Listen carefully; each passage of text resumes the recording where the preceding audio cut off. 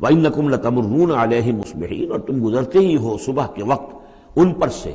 یعنی جہاں ان کے کھنڈرات تھے، جس کے بارے میں ابھی حال ہی میں خبر آئی ہے کہ کچھ برٹش جو ہیں